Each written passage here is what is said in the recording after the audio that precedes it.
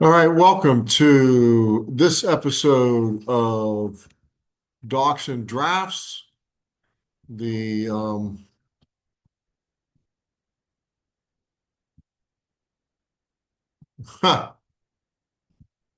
Give me a second here,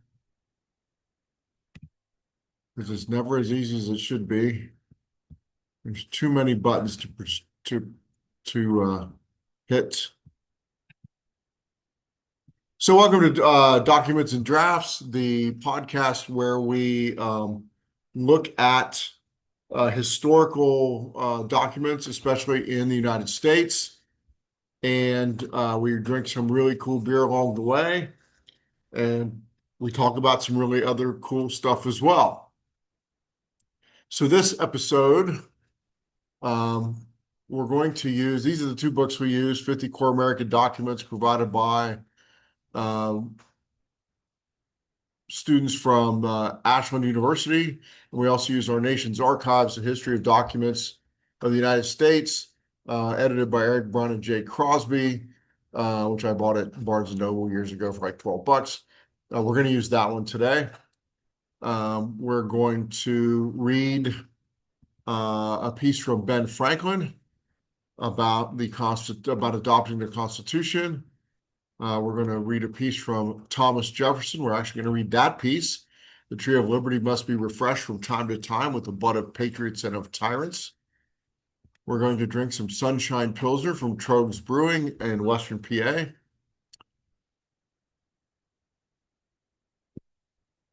We're going to look at historical Supreme Court case documents as well as what's currently going on at the court.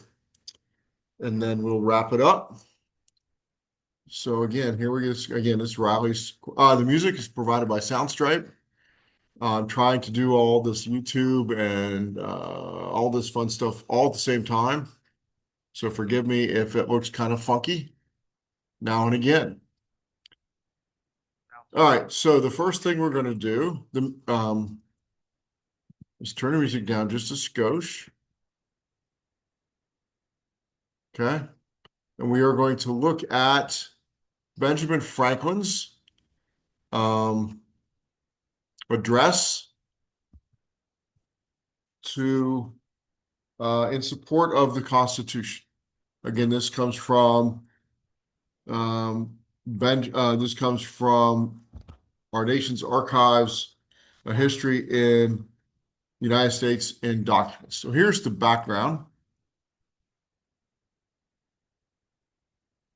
In 1787, Benjamin Franklin was considered the wisest man in America. Franklin, 82, had been dispensing wisdom as Poor Richard for decades. He had discovered and captured lightning. Franklin was once the first to call for a national union. He had convinced France to come to the aid of America in the Revolution and negotiated the Treaty of Paris, forcing England to recognize the American sovereignty. Aside from George Washington, nobody commanded the same respect. He participated throughout the Constitutional Convention, though he was 20 years older than the next oldest delegate. He was twice as old as most of the delegates. Many of Franklin's pet ideas, a unicameral legislature, unpaid officers, were rejected, and he was on the losing side of several issues. Nevertheless, Franklin supported the Constitution. Upon the conclusion of the convention on September 17th, he rose to speak in favor of the document. His speech embodied the spirit of compromise and conciliation that he saw was necessary to forge a democratic nation. The speech was widely circulated throughout America and very influential in swaying public opinion in favor of the Constitution. His articulation of the spirit of compromise marked an indispensable feature of American government. So here it is. Mr. President, I confess that I do not entirely approve of the Constitution at present. But, sir, I am not sure I shall never approve of it.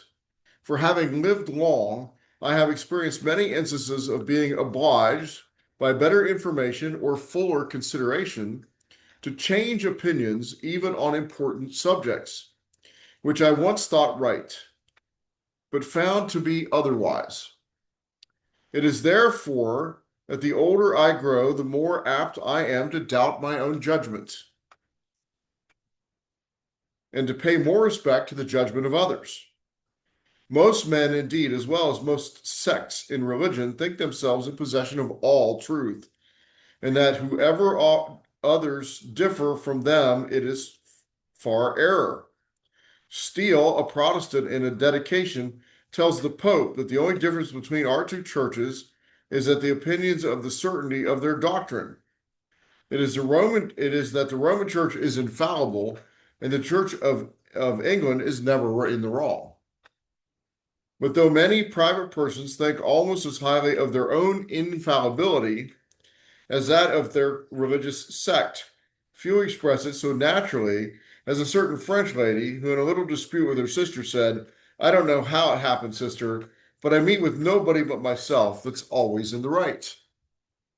In these sentiments, sir, I agree to this Constitution with all its faults, if they are such, because I think a general government is necessary for us, and there is no form of government but what may be a blessing to the people if well administered. And I believe farther that this is likely to be well administered for a course of years and can only end in despotism as other forms have done before it when the people shall become so corrupted as to need despotic government, being incapable of any other. I doubt, too, whether any other convention we can obtain may be able to make a better constitution. For when you assemble a number of men to have the advantage of their joint wisdom, you inevitably assemble with those men all their prejudices, all their passions, all their errors of opinions, and all their local interests, and all their selfish views. From such an assembly can a perfect production be expected. It therefore astonishes me, sir, to find these systems approaching so near to perfection as it does. And I think it will astonish our enemies who are waiting with confidence to hear that our counsels are confounded, like those of the builders of Babel, and that our states are on the point of separation, only to meet hereafter for the purpose of cutting one another's throats. Thus I consent, sir, to this Constitution because I expect no better, and because I am sure that it is not the best. The opinions I have had of its errors I sacrifice to the public good. I have never whispered a syllable of them abroad. Within these walls they were born, and here they shall die. If every one of us, in returning to our constituents, were to report the objections he has had to it and use his influence to gain partisan in support of them, we might prevent it being generally received and thereby lose all the salutary effects and great advantages resulting naturally in our favor among foreign nations, as well as among ourselves from our real apparent unanimity. Much of the strength and efficacy of our government in procuring and securing happiness to the people depends on opinion, and the general opinion of the goodness of government as well as of the wisdom and integrity of its governors. I hope, therefore, that for our sakes, as part of the people, and for the sake of our posterity, we shall act heartily and unanimously in recommending this Constitution wherever our influence may extend, and turn our future thoughts and endeavors to the means of having it well administered.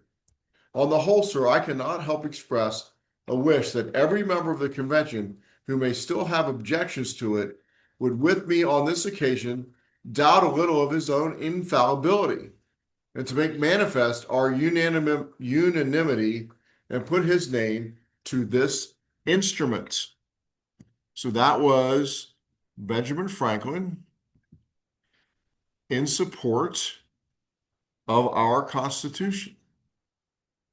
Now, before we read the Thomas Jefferson piece, we are going to go and take a look at Trogues Brewing. So here's Trogues Brewing. See if I can find the other share piece. Oops.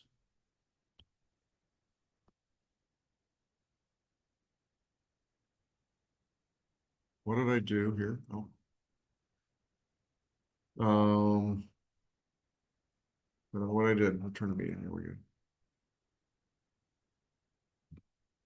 There we go. That's what I want. Maybe. Here we go. Trogs Brewing.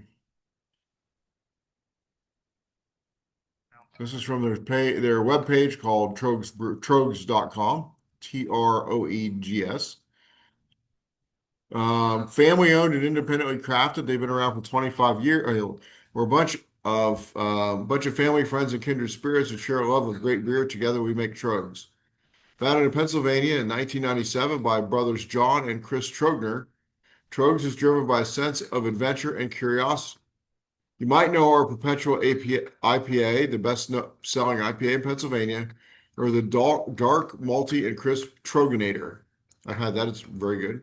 Maybe you tried one of the hundreds of experimental Scratch Series beers we've brewed, or taken the best brewery tour in America here in our Hershey home. Whether you're already a member or an extended family, you're just getting to know Trogs. There's always something new to discover. Crack a Perpetual and stay a while. So they started 25 years ago with two brothers and now have 250 people. Still very much a family business. They do small batch series and 3-barrel Scratch Lab beers. They try to use local ingredients and they're involved in their community. So here are their beers. We'll start with the ales and lagers. These are the things that are most often available.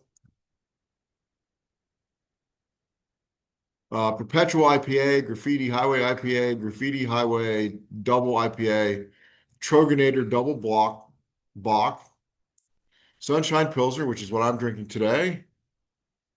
It's very good.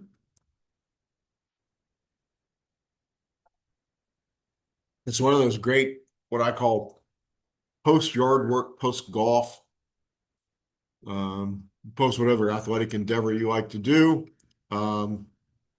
Beers. Lollihop, Dippa, Haze Charmer, Dreamweaver Wheat, Grand Cocoa, Lagarve, Triple Gold Nail, and Jovial Double Ale, Double. And then they have a bunch of scratch beers. 536 Wiesenbach, 535 Ghost, 534 West Coast Pilsner. That might be interesting. 533 American Style IPA. So that is Trogs Brewing. 16. Again, the music's provided by Soundstripe.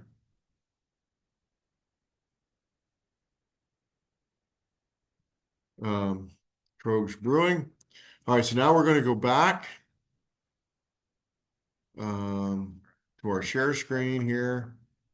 And now we're going to do Thomas Jefferson. And we're actually going to read what this quote came from. The speech's quote came from. Jesus. The tree of liberty must be refreshed from time to time. So here's the background. Again, this is from Our Nation's Archives, edited by Eric Brunn and Jay Crosby. Here we go. So here's the background. Not everyone agreed with Franklin's perspective.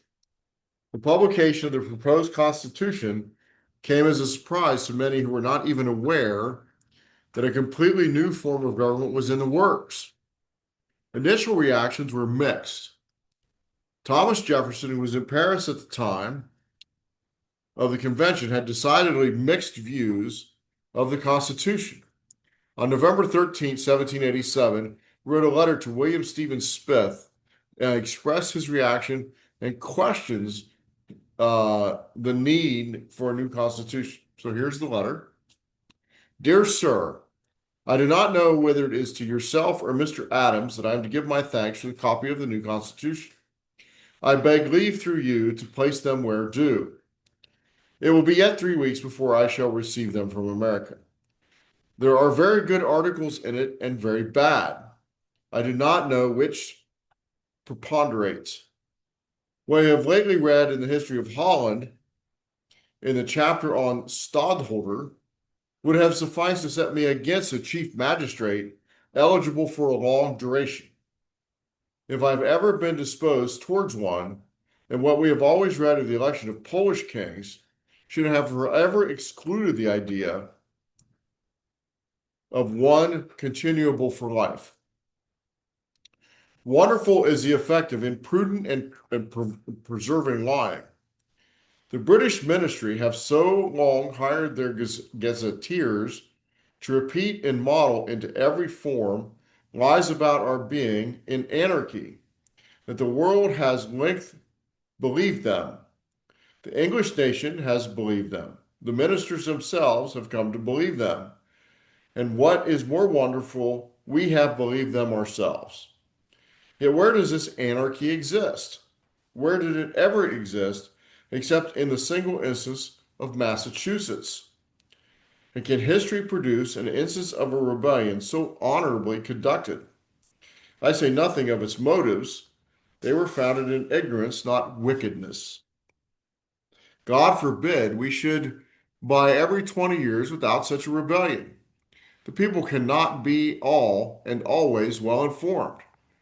The part which is wrong will be disconnected in proportion to the importance of the fact they misconceive. If they remain quiet under such misconception, it is a lethargy, the forerunner of death to public liberty. We have 13 states independent for 11 years. There has been one rebellion. That comes to one rebellion in a century and a half for each state. What country before ever existed a century and a half without rebellion? And what country can preserve its liberties if the rulers are not warned from time to time that their people preserve the spirit of resistance? Let them take arms. The remedy is to set them right as to facts, pardon and pacify them. What signify a few lives lost in a century or two? The tree of liberty must be refreshed from time to time with the blood of blood of patriots and tyrants. It is nature's manure. Our convention has been too much impressed by the insurrection of Massachusetts, and in the spur of the moment, they are setting up a kite to keep the hen yard in order. I hope in God this article will be rectified before the new Constitution is accepted. So if you read that, he doesn't, they were afraid it was going to be one chief executive for life.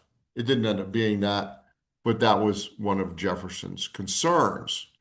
So that was the tree of life must be limited at all times. The music, we'll get back to it here, is provided by Soundstripe. Okay, the next thing we're going to look at are the SCOTUS cases, and we're going to do the historical cases first. Okay, so here we go. Share screen. SCOTUS history. Got to go back to the website.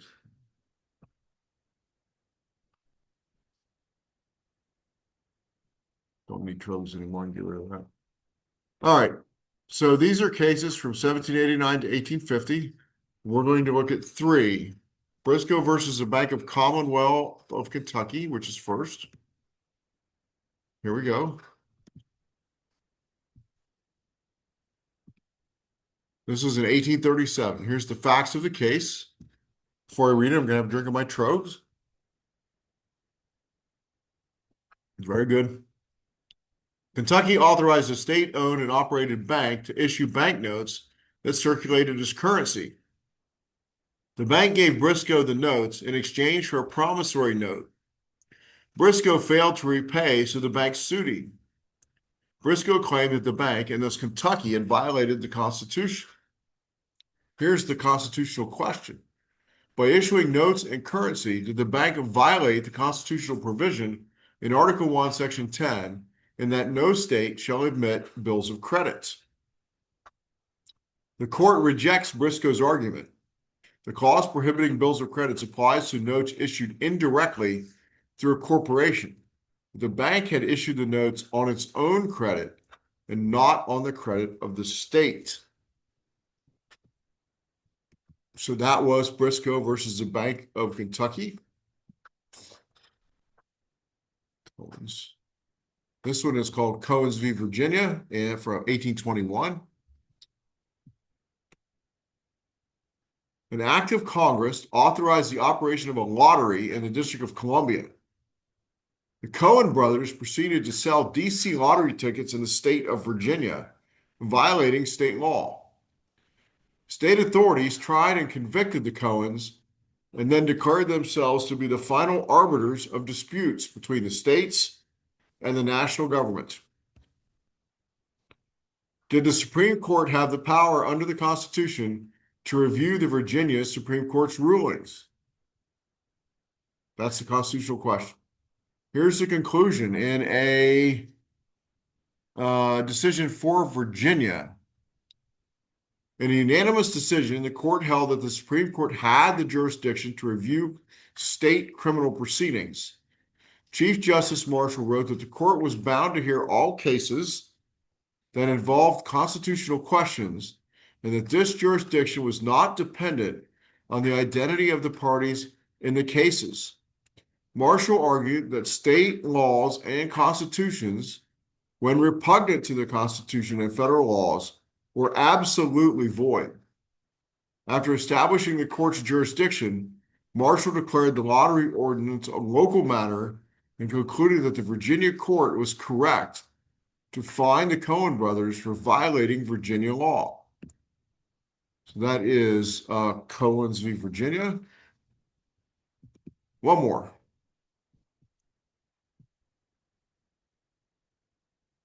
Luther, where are you? Luther. Here, Luther v. Borden. In 1848. In 1841, Rhode Island was still operating under an archaic system of government established by a royal charter of 1663. The charter strictly limited suffrage and made no provisions for amendments. Dissident groups protesting the charter held a popular convention to draft a new constitution and elect a governor. The old charter government declared martial law and put down the rebellion.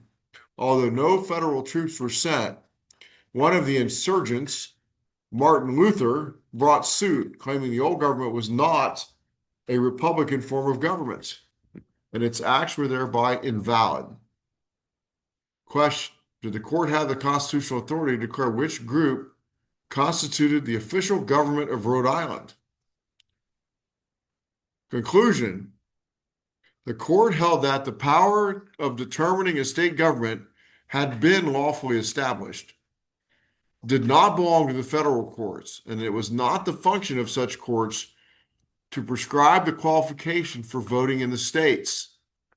The court held that the creation of republican forms of government and the control of domestic violence were matters of an essentially political nature committed by the Constitution to the other branches of government. Hence, the court should defer to Congress and the president when confronted with such issues. So that was oye.org in the three cases, Cohen v. Virginia, Briscoe versus the Bank of Kentucky, and the Luther case, Luther v. Rhode Island, I suppose. Again, the music's provided by Soundstripe. It is, what was it? Luther v. Terrible. I'm still learning how to do all these buttons at the same time. So you have to, Luther v. Borden. Okay.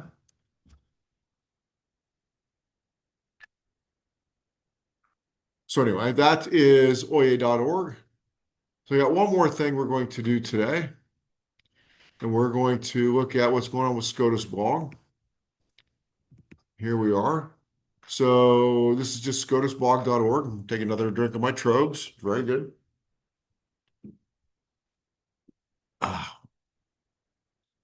Doing it backwards today. I'm doing the podcast, then I'm going to go do some yard work. So, all right. The Supreme Court and Trump's tariffs.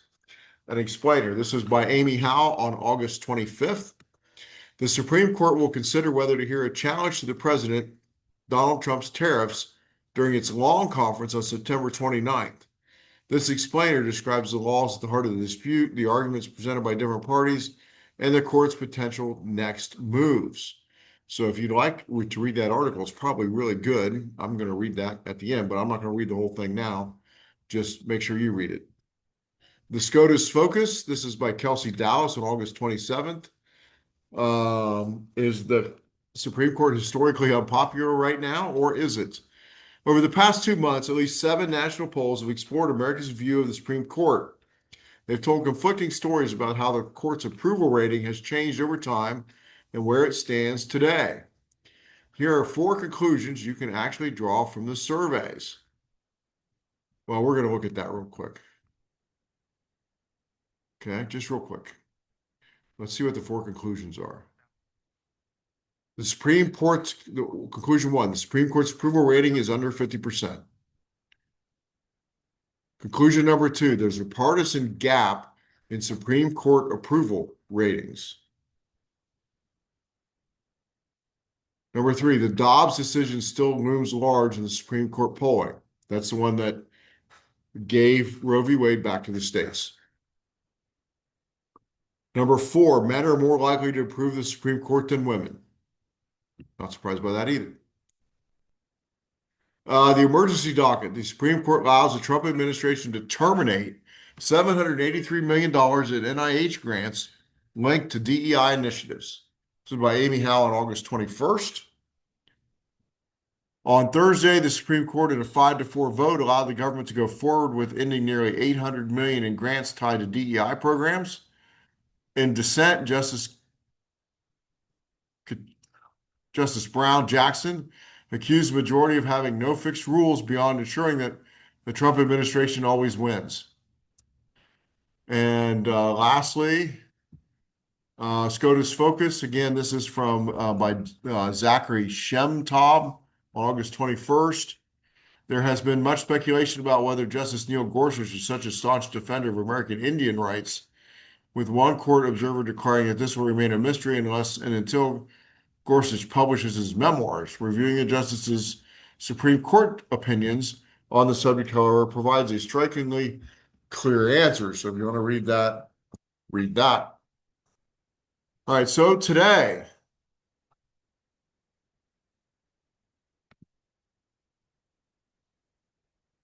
here's what we have done today.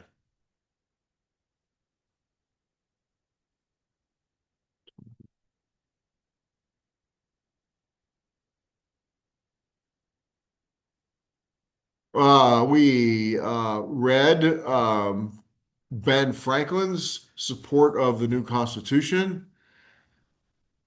We read Thomas Jefferson's The Tree of Liberty must be refreshed from time to time with blood of patriots and tyrants.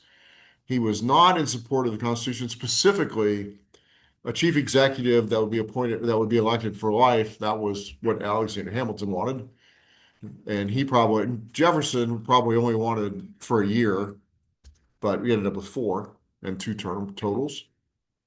And then we drank some Trogs Sunshine Pilsner, very good, a good, what you would call, in my opinion, like after yard work, after golf, after ultimate frisbee or disc golf or what, football, whatever you play. It's a good beer for that. It's better than most of the things that people drink. No offense. We did historic SCOTUS cases. We looked at Briscoe v. Bank of Kentucky, Cohen's v. Virginia, and Luther v. I never remember what that is. The Luther case. We looked at what was going on currently in the Supreme Court. They're getting ready to look at Trump's tariffs.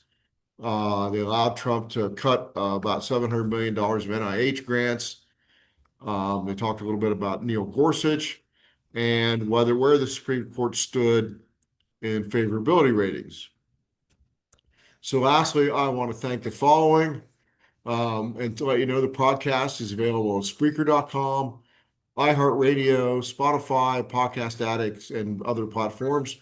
The music that you're hopefully hearing, last time it didn't really come through on YouTube very good, is provided by Soundstripe. The books we're using are Our Nation's Archives, edited by Eric Brown and Jake Crosby, with 50 core documents, and then 50 core documents provided by the Ashbrook Press. The Ben Franklin and Thomas Jefferson image is from Getty, and the Thomas Jefferson image is from AC Quotes. The Supreme Court information comes from scotusblog.com and oyez.org. The cover art was from Canva and was created by a former student of mine, Emma Williams. And my little technical director, who wants to be a documentary filmmaker, if anybody wants to make documentaries, that helped me with the YouTube piece. And hopefully we'll get where we can actually film it for real and not try to do everything all at once on my laptop, is Olivia Baldwin. And the beer was from Troegs. So go to TR, it's spelled weird, so hang on a sec, TROEGS.com. All right, have a good one. Next time, we're going to talk about debating a need for the Bill of Rights, and we'll probably get into the Federalist Papers. Both the Federalist Papers in support of the Constitution and the Brutus Papers against the Constitution. Everybody have a fantastic day, and we will talk to you soon.